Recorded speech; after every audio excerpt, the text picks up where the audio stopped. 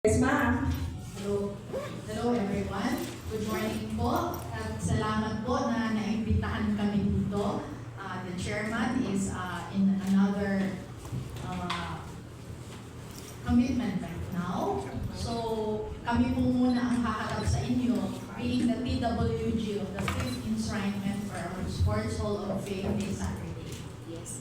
Good morning. Good morning po. Maraming salamat po for inviting us dito po sa ating forum.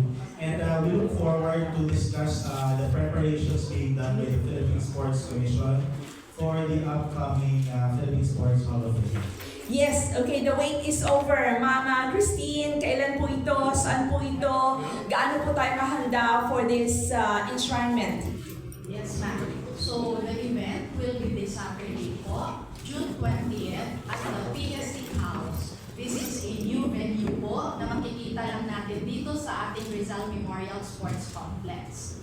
And for the preparations po, I think our TWG, some of them are here with us, have done enough, more than enough, na ayusin po ang mga requirements natin for this enshrinement. So, ready na po kami. Yes. Okay, maybe si John can tell us more about it, the program, please. Yes, I am the head of the programs committee for the Philippine Sports Hall of Fame. For this enshrinement ceremony, we keep the program simple and meaningful kasi gusto na ating chairman is to highlight yung ating mga enshrinees. Siguro there will be messages from, of course, the chairman of the PSHOF and the vice chairman, Chairman Cotto and President Bambol Tolentino. We are also expecting a message from none other than the First Lady, Ms. Lisa Marcos, and we are confirming another one message from a very important person in the sports community. And then, of course, ang inihanda natin mga performer, none other than, we expect na abangan po natin yung performance nila. The Ryan Caleb Singers, and the renowned violinist, Sir J.K.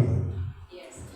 Yes, Ma'am Christine muna. Again, i-acknowledge natin, sino ba ang Magnificent Seven? Diba na mga ilulunok natin sa ating Philippine Sports Hall of Fame? Yes, ma'am. Although this has been announced many times, I'd like again to read out our enshrinees. Number 1 is Miss Adeline Dumacong Ancheta. Number 2 is Miss Beatriz Lucero Lubilier. Number 3 is Mr. Cecil Mamigit. Number 4 is Mr. Eduardo Alvier Pacheco. Number 5 is Mr. Isidro Del Prado. Number 6 is Mr. Mansueto Onyok Velasco. And the 7th but not the least, and one of the strongest is then Commissioner Ramon Sadaya Fernandez. Yes. Kumpirmado po. Kumpirmado ba na yung syempre nandito pa ay dadalo dito sa ating enshrinement come this weekend? Yes, ma'am. That is the order of Chair Pato. He wants everyone to be here. That's why we have to address even the dates. We have to address the invitations, calling everyone. So we had to extend even for a month para po mahanap po silang lahat. Yes. Luckily, we have found everyone. And since Mr. Pacheco, as we know, is already dead, he will also be represented by his peers. Yes. John, ano pa yung kasabi-sabi dito sa enshrinement ceremony na ito? Alam natin na anunsyo na rin, di ba? Kalahating milyong piso. Diba ang tatanggapin ng bawat isa po sa mga iluluklok dyan sa Hall of Fame? Ano pa yung special na, kumbaga, ihahandog sa kanila?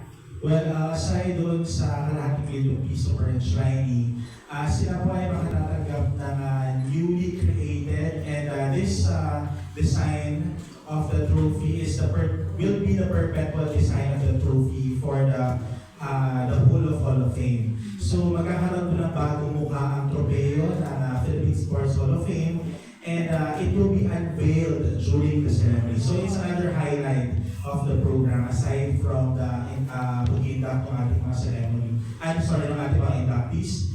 And then this trophy is commissioned to Mr. Leandro Baltimore. Si Sir Leandro Baltimore po is a part of a renowned family Baltimore of sculptors and painters.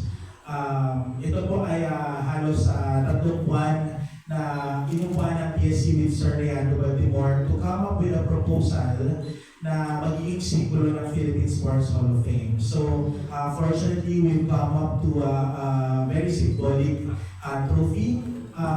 Bibigyan muna namin kayo because there is a part in the program to which we will discuss the trophy and we will unveil the trophy. So, after today, you will see posts sa mga social media namin of the highlights of the trophy.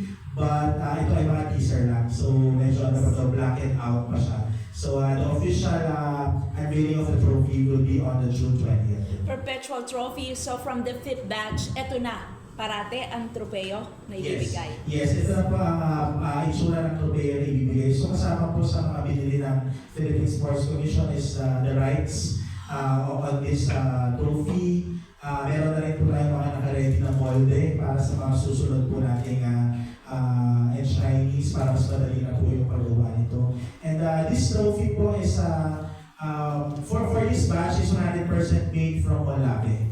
So isa po ito sa matitibay na kahoy natin dito sa Pilipinas, and inutuhan po ni Sir Leandro Baltimore yung pagsusource out po nito from Paete, Laguna. Okay, thank you. Kaya po, pagkabago sa Malaya,